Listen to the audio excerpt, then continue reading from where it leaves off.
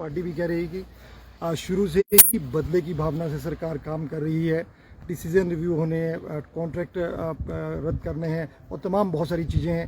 आपको क्या लगता है कि सरकार का जो फैसला ये आपको लगता है कि लोकतांत्रिक नहीं है?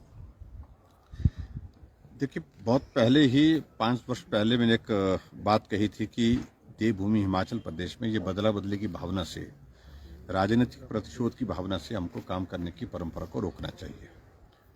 और सरकार बनने के बाद पहले दिन हमने इस बात की शुरुआत की और हमने जो पिछली सरकार की योजनाएं चल रही थी, कार्यक्रम चल रहे थे, उनको आगे बढ़ाया और किसी कार्यक्रम को न बदला न रद्द किया।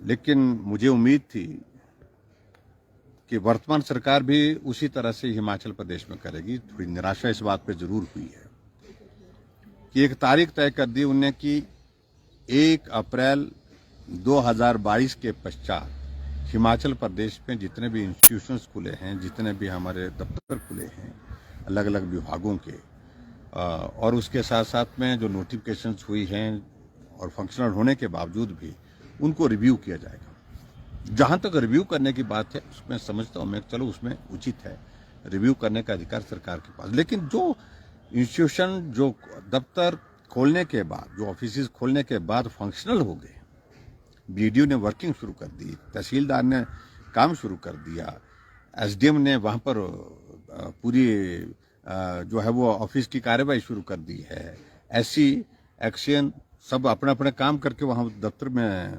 जो एक व्यवस्थित ढंग से सारी चीजों को चला रहे हैं, उनके बारे में इस प्रकार से रिव्यू करना, रिव्यू करने के बाद उनको रद्द करने की बात करना, ये बहुत दुर्भाग्यपूर्ण है।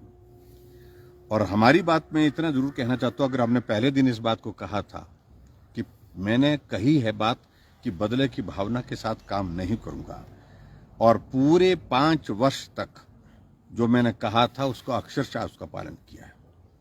एक भी जगह बदले की भावना से काम नहीं किया। वर्तमान सरकार नई सरकार है, नई इनिशिएटिव लेना चाहती है, स्वागत है।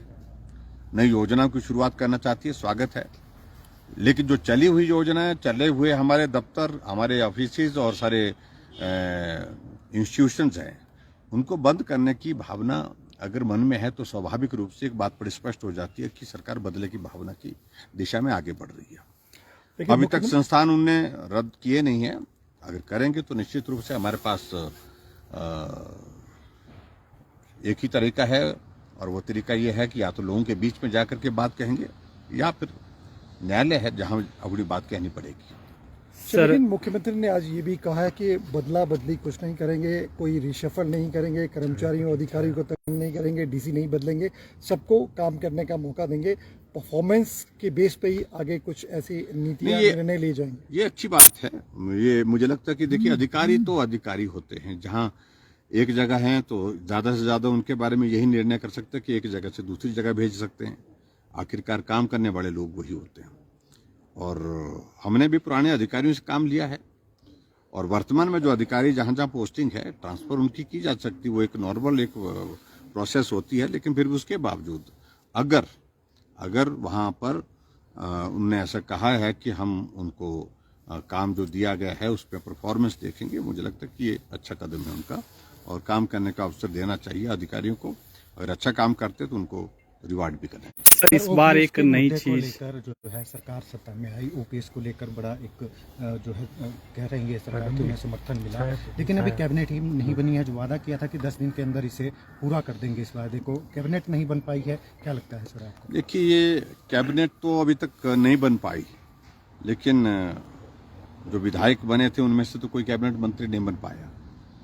लेकिन मैंने इस बात को जरूर देखा कि 3 लोग कोई नॉमिनेट किए गए, उनको कैबिनेट का दर्जा दे दिया गया है। शायद उनसे ही वो कैबिनेट का संचालन करने की दिशा में आगे बढ़ रहे हैं, तो फिर भी मुझे उस पर कुछ नहीं कहना है, वो अधिकार उनका है। लेकिन इतना मैं जरूर कहना चाहता हूं कि ये सरकार की शुरुआत कैसे हुई है, बनी कैसे है।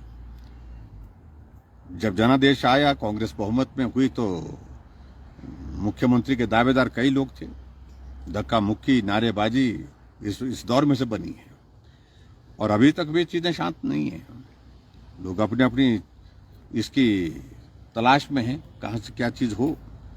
और हिमाचल प्रदेश में ऐसी परिस्थिति में जब नेतृत्व पर उन सब लोगों की जो है वो सहमति नहीं बन पाई, उस प्रकार से सरकार का गठन हुआ है और चीजों को शांत करने के लिए उप मुख्यमंत्री भी बनाए गए हिमाचल जैसे छोटे प्रदेश में, और वो भी पूरे पूरे पूरे प्रोटोकॉल के साथ, पूरे चीफ मिनिस्टर के प्रोटोकॉल के साथ।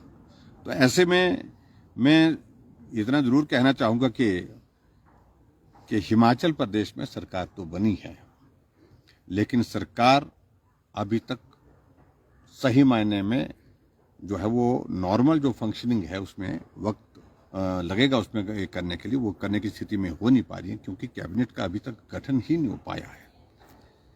और असली बात मालूम पड़ेगी, कैबिनेट बनती है उसके बाद कौन मंत्री बनते हैं, कहाँ किस जिले को कितना प्रतिनिधित्व मिलता है। तो ये सारी चीज़ों को लेकर के आने वाले समय में हम थोड़ा इंतजार कर रहे हैं।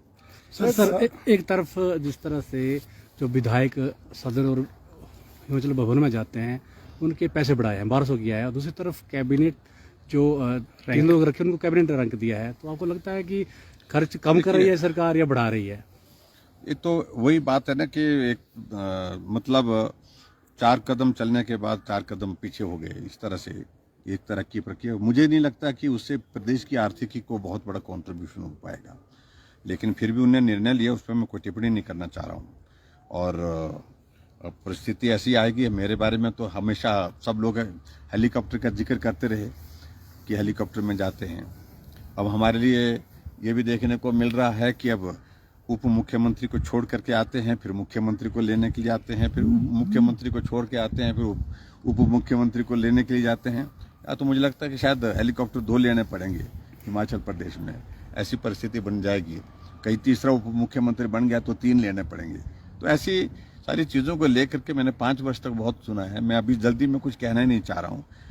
जहाँ बात कही जा रही है कि हम जनता के पैसे को बचाना चाहते हैं, यानी कि फिजूल खर्ची को रोकना चाहते हैं, तो फिजूल खर्ची इस प्रकार से तो नहीं हो सकती है कम, जिस प्रकार की सारी चीजें घटित हो रही है। सर भाजपा विधायक दल की बैठक कब तक होगी? एक्सपेरिमेंट हुआ है, उप मुख्यमंत्री का एक्सपेरिमेंट हुआ, आपको क्या लगता है जिस सिचुएशन से हिमाचल प्रदेश गुजर रहा है? देखिए, एक परिस्थिति है वहां पर, उनके सामने राजनीतिक परिस्थिति है, व्यवस्था है। वो हिमाचल जैसे छोटे से प्रदेश के लिए मैं समझता हूँ कि ये पहली बार ऐसी व्यवस्था की सरकार हमने देखी है जहां मुख्यमंत्री के साथ उप मुख्यमंत्री बनाना पड़ा। सर विधायक दल की कब तक बैठक होगी भाजपा की? और बहुत जल्दी करेंगे, पार्टी का निर्णय, हमारी चीजें सेटल्ड होती हैं, उसमें कोई किसी तरह की कोई आपत्ति, किसी तरह की कोई दिक्कत नहीं होती है। अभी विधानसभा का सत्र शुरू होने से पहले विधायक दल की बैठक होगी और उसमें बैठक में सर मुख्यमंत्री कह रहे हैं कि अभी जो सत्र है उसमें देरी हो सकती है, महीने के आखिर में हो सकता है या जनवरी तक जा सकता है।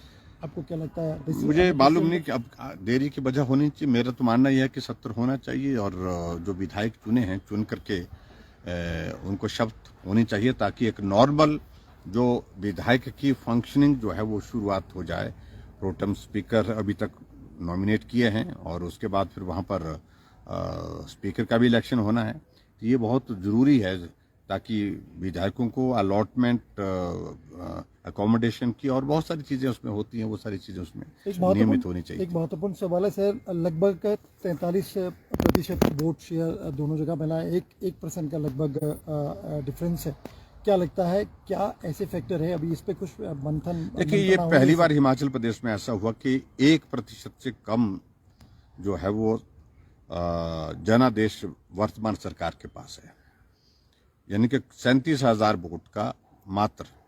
और ऐसे में जनादेश की दृष्टि से मुझे लगता है कि प्रदेश सरकार को पूरे जनादेश का सम्मान करना चाहिए और विपक्ष को हल्के में नहीं लेना चाहिए, क्योंकि अगर वोट शेयर की बात आती है तो हमारे वोट शेयर में मात्र 0.9% का अंतर है। Thank you.